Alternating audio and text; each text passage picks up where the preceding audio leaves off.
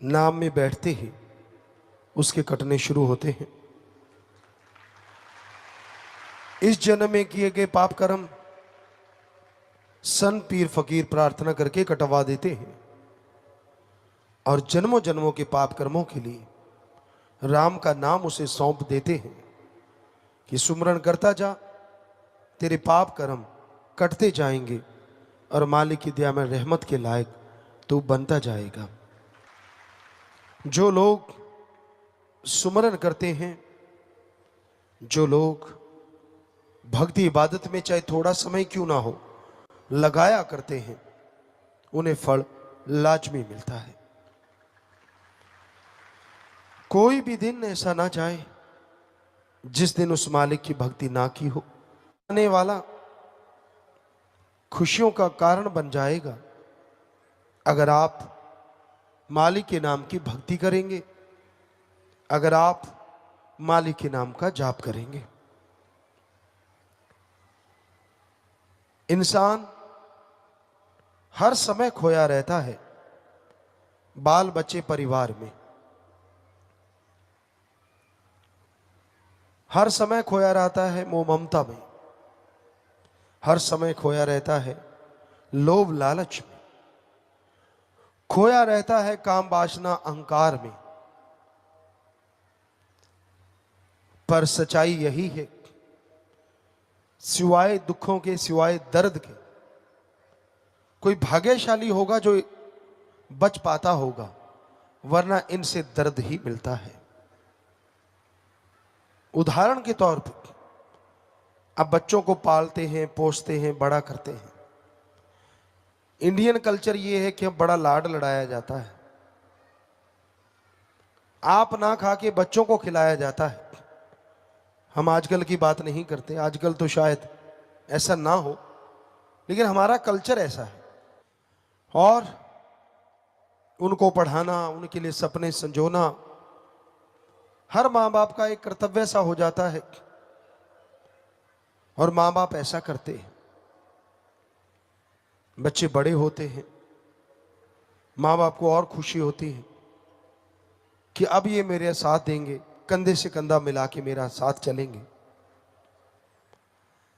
और बच्चे बड़े होते हैं, उनकी सोहबत गलत हो जाती है, उनका संग गलत हो जाता है, तो कंधे से कंधा मिला के साथ देने की बजाय वो आपका कंधा झुका देते हैं।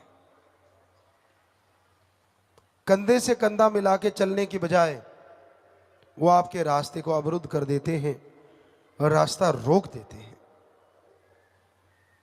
फिर जो दर्द होता है,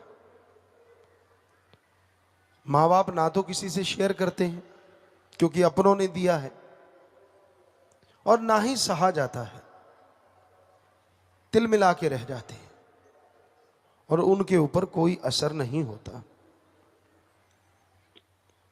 गुरु नानक देव जी के समय की बात या किसी और संत गुरु सहवान के समय की बात है, किसी ऋषि मुनि के समय की बात, हमें पूरा ख्याल में नहीं। तो उनके पास एक सज्जन गए, कहने लगे जी भक्त कैसा होता है? मैंने तपस्या की है, मैंने त्याग किया है, पर मुझे भगवान की प्राप्ति नहीं हुई। अजी भगवान छोड़िए, मुझे तो आपके अलावा कोई भक्ति नहीं मिला। तो संतों ने कहा फलां जगह एक दुकानदार है, वो बड़ा तगड़ा भक्त है, तू उसके पास जा, वो तुझे ज्ञान देंगे, वो तुझे बताएंगे भक्ति क्या होती है। अब एक त्यागी ब्रह्मचारी कहलाने वाला भेज दिया उसको एक गृहस्थी के यहां। वैसी आग लग गई कि यार मैं बड़ा कि वो बड़ा, पर संतों ने कहा है तो इसका मतलब कोई तो बात है। पर अंदर गुस्सा कि मैं तो त्यागी तपस्वी हूं और मुझे कहा जा रहा है कि गृहस्थी के पास जाओ अगर भक्ति सीखनी है तो वो सज्जन वहां गया। उसने सोचा पहले इसका पता करवाता हूं, गांव वालों से पूछा औरों से पूछा, पूरा उसका बायोडाटा ले लिया। उसके पास गया, कहने लगा जी मुझे गुरुजी ने भेजा है, संतों ने भेजा है, आप बहुत अच्छे भक्त हैं उनके। उसने हाथ जोड़े, जी कौन सा अच्छा भक्त, उनकी कृपा है इसलिए भक्त हूं। मेरे में कुछ भी नहीं है कि मैं भक्त कहलाऊं, पर उनकी रहमत इतनी है कि मैं भक्त बन गया। यह बात सुन के उसे कुछ तो लगा कि यार इसमें अहंकार तो है ही नहीं, मैं फटने वाला हूं अहंकार से। पर उसने फिर पूछा कि आपके बच्चे कितने हैं? कहने लगा जी एक ही बच्चा है। अब वो त्यागी जो था, ब्रह्मचारी जो था, वो गुस्से हो गया, लाल पीला हो गया, लाल पीला हो गया। कहता आप झूठ बोलते हो?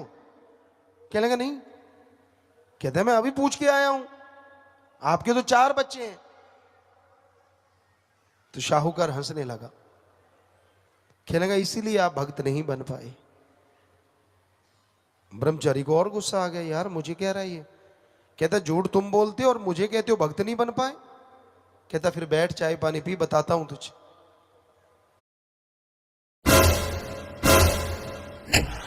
खाने के लिए 3 ऐप, ग्रोसरी के लिए 5, म्यूजिक के लिए 10 और मैसेजिंग के लिए हर